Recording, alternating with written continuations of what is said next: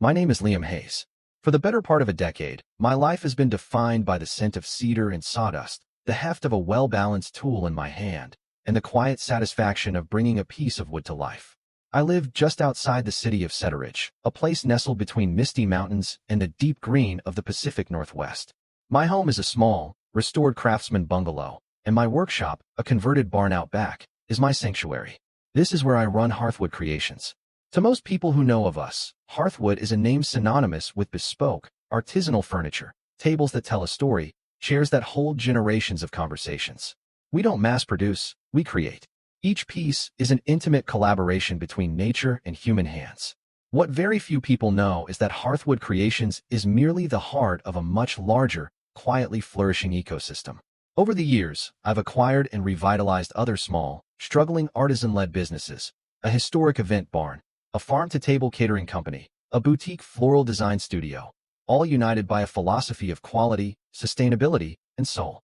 To my family, however, I am simply Liam, the carpenter.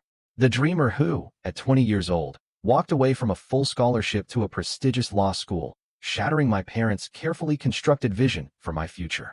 They had imagined me following in the footsteps of my younger brother, Ethan, the brilliant, ambitious one who sailed through his Ivy League education and landed a coveted position at a high-powered law firm in the city. Ethan was their North Star. I was the son who got lost in the woods. The disapproval was never loud or cruel. It was worse. It was a gentle, persistent disappointment, a sigh in my mother's voice when she'd ask if my hobby was paying the bills, a polite but swift change of subject from my father at family dinners whenever I tried to share a small success. "That's nice, son," he'd say, before turning to Ethan. "Now, tell us about that big case you're working on." They saw calluses on my hands and concluded I was struggling. They heard woodworking and pictured a dusty, dead-end trade, not a multi-million-dollar enterprise built on the very principles of craftsmanship they claimed to admire. For 8 years, I let them believe it. Correcting them felt like boasting, and besides, a part of me always hoped they would one day see me without needing a balance sheet to clarify their vision. I hoped they would see the joy in my work, the purpose in my hands. So, I continued to live simply, to speak quietly of my little business, and to love them from a distance they themselves had created. That love is why, 6 months ago, I answered my mother's hushed, worried call. Ethan and his fiancée, Chloe, were planning their wedding, and the costs were spiraling. Their dream venue, a beautifully restored barn on the outskirts of the city, was more than they could afford. "I just want him to have the perfect day, Liam," she'd whispered, her voice thick with a mother's anxiety. "He's worked so hard." The irony was a familiar ache, but I pushed it aside. He was my brother.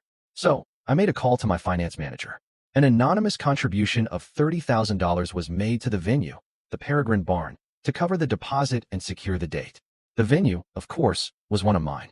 My family never knew. They just knew a miracle had occurred. Until this morning, a Tuesday. The autumn light was streaming through the large windows of my workshop, illuminating the fine dust dancing in the air. I was sketching a design for a new dining table, the charcoal soft against the grain of the paper, when my phone rang. It was my assistant, Clara, who manages the administrative heart of Hearthwood from a small office in town. "Liam, you have a call from Artisan Events," she said. "It's a woman named Jenna. She sounds stressed." Artisan Events. The wedding planning firm I partnered with, another spoke in the Hearthwood wheel. I felt a familiar pang of anxiety. "Patch her through, Clara." "Mr. Hayes?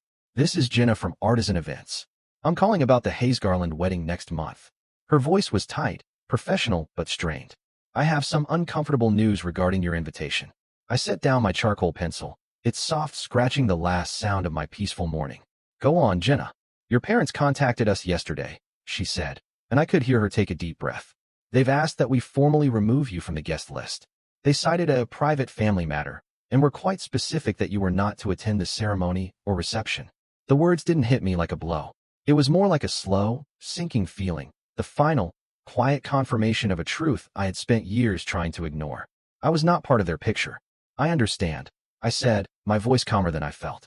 "However," Jenna continued, her discomfort palpable even through the phone, "they also asked if the family could retain the $30,000 deposit that was paid for the venue. Your mother said they had already budgeted around that money for other wedding expenses and were relying on it." For a long moment, I said nothing. I looked around my workshop at the half-finished chairs and the stacks of fragrant, waiting timber. This was my life, my success, built with my own two hands, on my own terms. and they sought to banish the man while keeping the fruits of his labor. It was the kind of paradox that could break a person's heart. Liam, are you there? Yes, Jenna. I'm here, I said softly. I need you to cancel the wedding. I'm sorry, what? She whispered. Cancel the Hayes Garland wedding. The whole thing? The venue, the catering, the floral arrangements? Her voice climbed in panic. Sir, I don't understand. You can't just. You're the brother of the groom, not the client of record. Jenna, I interrupted gently. The wedding is at the Peregrine Barn, correct? Yes, but... And who owns the Peregrine Barn? A pause. I could almost hear the gears turning in her head. Hearthwood Properties, I believe. And who owns Hearthwood Properties? The silence stretched longer this time. You do, Mr. Hayes. Hearthwood Creations. That's right, I said. So yes, I can cancel the reservation. And while you're at it, please also cancel their contract with Riverbend Catering. That's mine as well. And the floral designs from Bloom and Bough, also part of the Hearthwood family. The string quartet they booked through Setteridge Musicians Guild. I'm the primary benefactor and hold 3 seats on the board. Cancel it all, Jenna. Mr. Hayes. Liam. I had no idea. Very few people do, I said, a wave of weariness washing over me. The rehearsal dinner at the Sawyer's Table restaurant downtown? That's ours. The block of rooms they reserved for guests at the Timberline Inn? I restored that property myself 3 years ago. It's all connected. I could hear her shallow breathing. But Liam, the wedding is in less than a month. There are over 100 guests. This will destroy their plans. Their plans already excluded me, I said, the words heavy but firm. Please send the Hayes and Garland families a notice of cancellation for all services. Refund any deposits paid directly by them or their guests. The $30,000 contribution I made will be retained to cover the cancellation fees and the loss of the booking. It's only fair. Liam, this will be devastating for them. They won't be able to find other venues of that quality this close to the date. It's impossible. That, Jenna, I said with a deep, sorrowful sigh, is a problem they have created for themselves. After the call, I sat motionless in my chair, the silence of the workshop pressing in on me. I felt no triumph, no surge of power, just a profound and aching sadness. This wasn't an act of revenge. It was an act of self-preservation. It was the drawing of a boundary that I should have drawn years ago. My phone buzzed on the workbench. A text from my mother.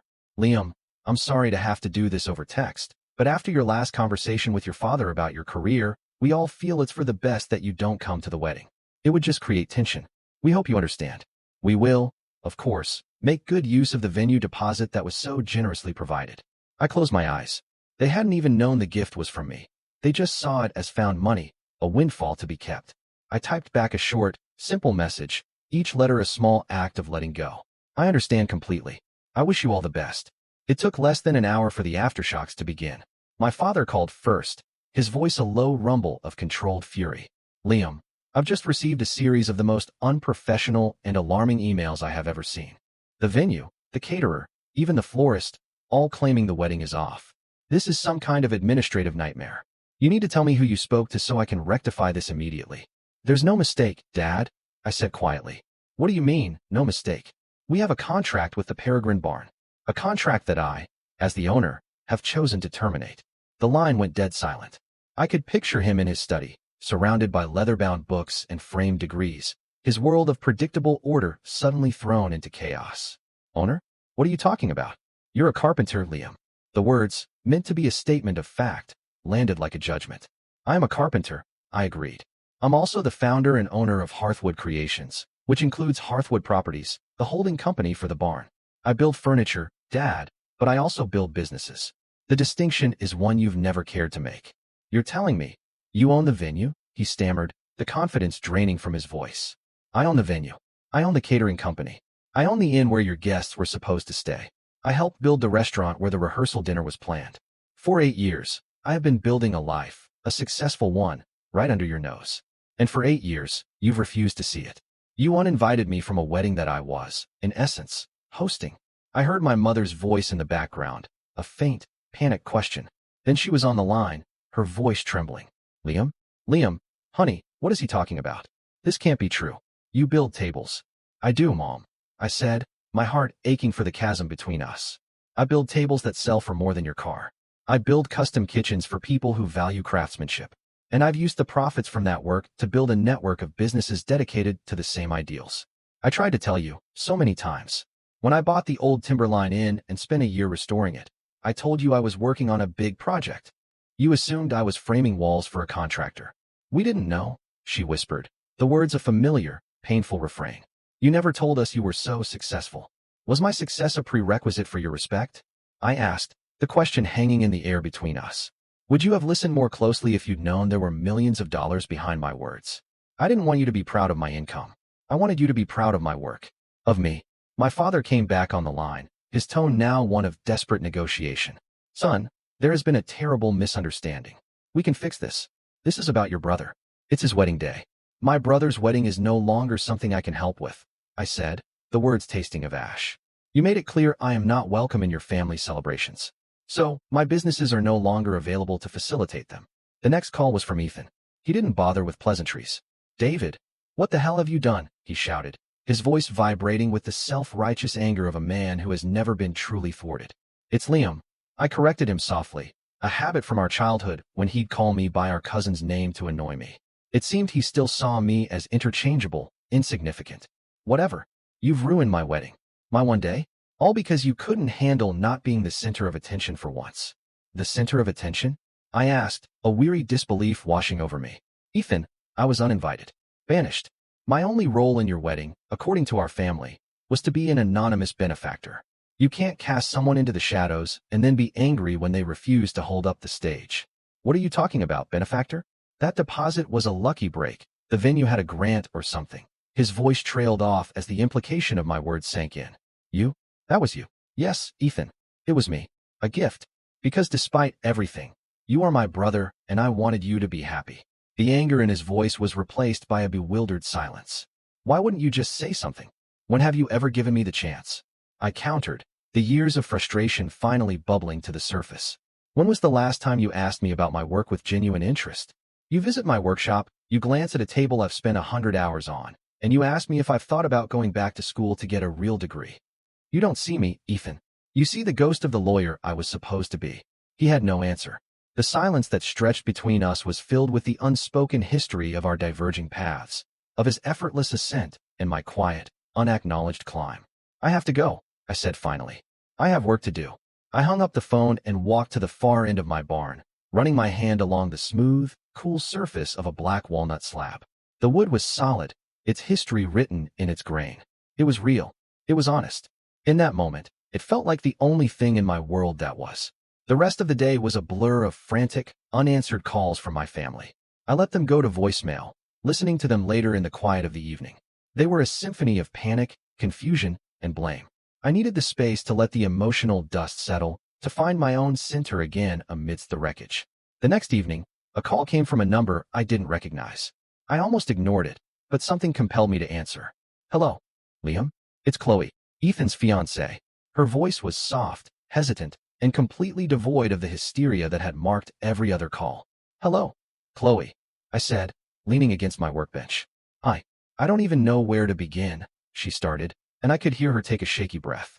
First, I want to say I am so sorry. For everything. It's not your fault, I said. But it is, she insisted. I was there when they had the discussion. I sat there and listened to them talk about you as if you were some sort of problem to be managed. I knew it was wrong.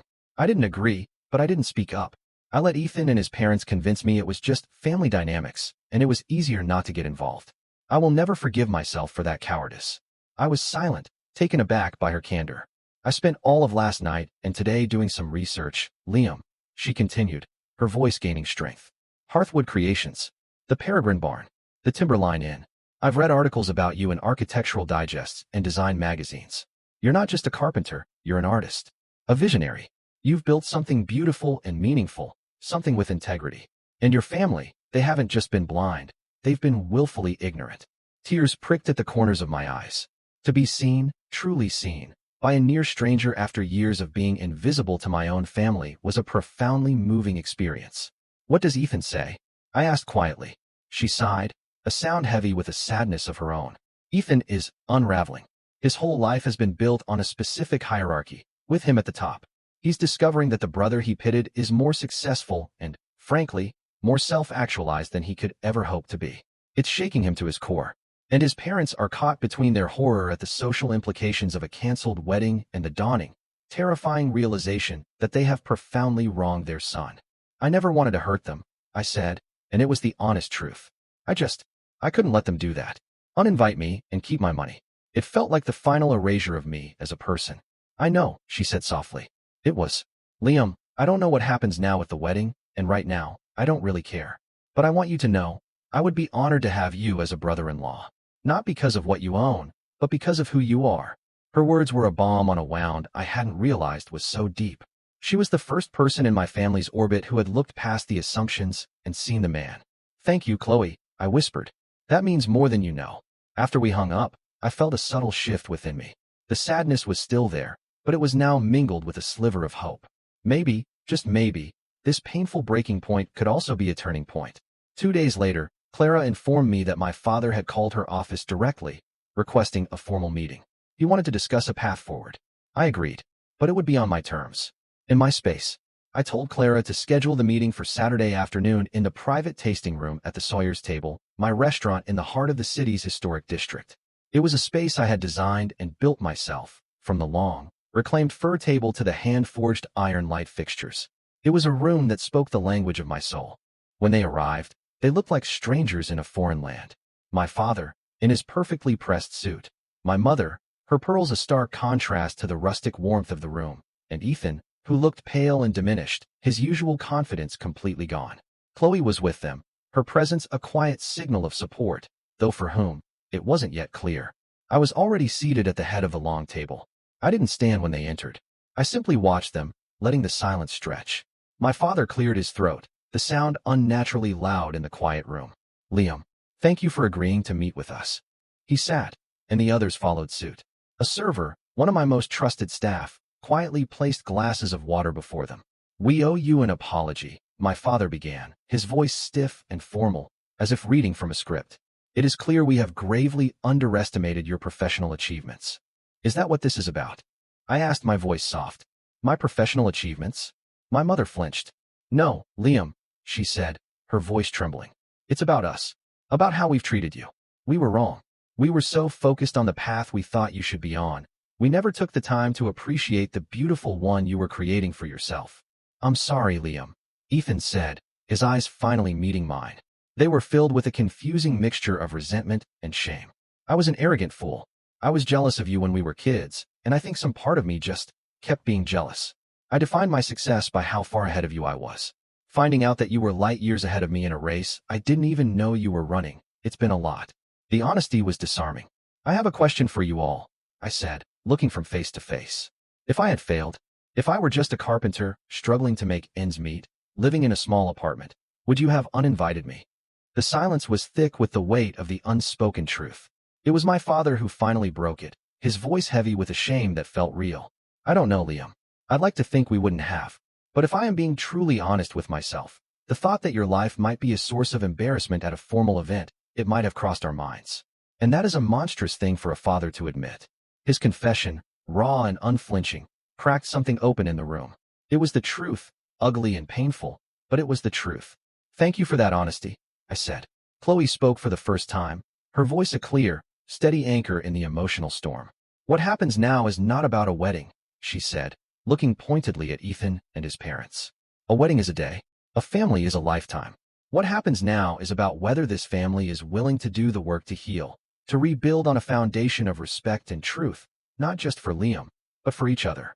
I looked at my family, truly looked at them. They were flawed, broken, and blinded by their own narrow definitions of worth. But they were still my family. The anger that had simmered within me for years had cooled, leaving behind only the quiet ache of what was lost and the faint, flickering hope of what might yet be found. Here is what I am willing to offer, I said, leaning forward. Not for the sake of a wedding, but for the sake of a family. There is a small, unconsecrated chapel on the coast, near the Timberline Inn. It's called the Rowan Chapel. It seats 40 people max. It's simple, beautiful, and it's available. I will host an event there, a celebration of marriage. Not for 100 guests, but for your immediate family and a few close friends. A day that is not about performance or appearances, but about commitment. That is my only offer. My mother started to cry softly. Ethan just stared at me, his expression unreadable. And there are conditions, I added. You will all agree to family counseling. Together. We have 8 years of misunderstanding to unravel. And I will be at the wedding. Not as a guest, but as Ethan's brother, standing beside him. if he'll still have me. I looked at Ethan. The decision was his. The wedding was a symbol, but the choice was real. He could cling to the tatters of his grand vision, or he could embrace this smaller, more honest, and infinitely more meaningful alternative. He looked at Chloe, who gave him a small, encouraging nod. Then he looked back at me, his eyes clear for the first time that day. Yes, he said, his voice cracking. Of course yes. I want you there, Liam. I should have always wanted you there. The wedding took place 3 weeks later, on a crisp, sun-drenched autumn day. The Rowan Chapel stood on a bluff overlooking the Pacific, its simple, clean lines of cedar and glass a testament to the beauty of its surroundings. It was one of my earliest architectural projects, a place built for quiet contemplation. There were only 30 of us in attendance.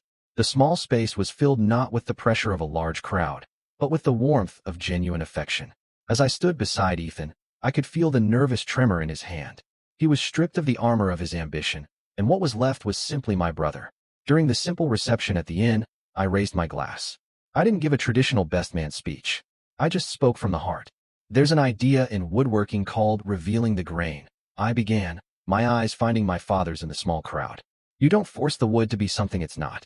You work with it.